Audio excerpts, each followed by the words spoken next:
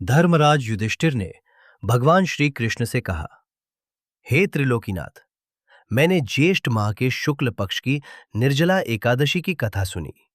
अब कृपया आषाढ़ कृष्ण एकादशी की कथा सुनाइए। इसका नाम क्या है, महात्म्य क्या है, ये भी बताइए।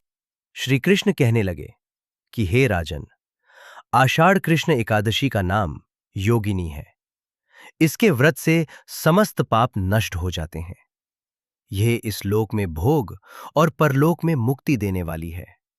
ये तीनों लोकों में प्रसिद्ध है।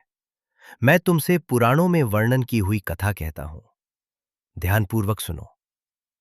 स्वर्गधाम की अलकापुरी नामक नगरी में कुबेर नाम का एक राजा रहता था।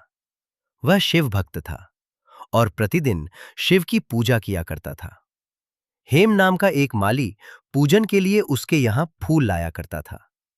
हेम की विशाखाक्षी नाम की सुंदर स्त्री थी।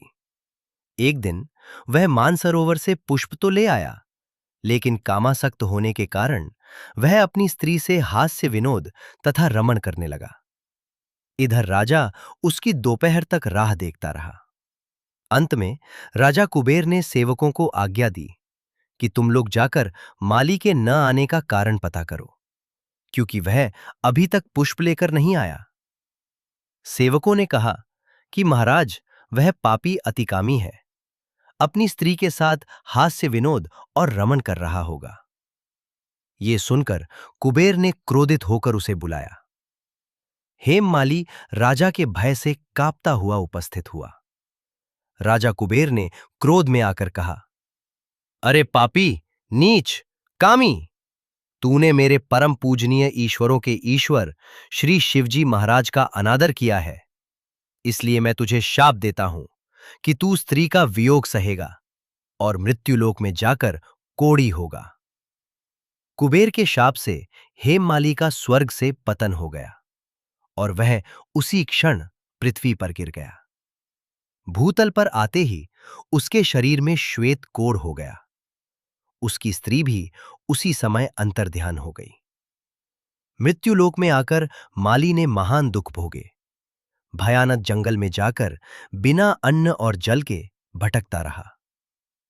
रात्रि को निद्रा भी नहीं आती थी, परंतु शिवजी की पूजा के प्रभाव से उसको पिछले जन्म की स्मृति का ज्ञान अवश्य रहा।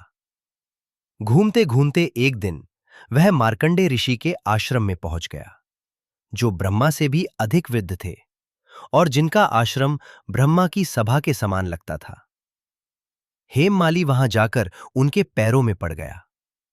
उसे देखकर मार्कंडे ऋषि बोले, तुमने ऐसा कौन सा पाप किया है जिसके प्रभाव से यह हालत हो गई?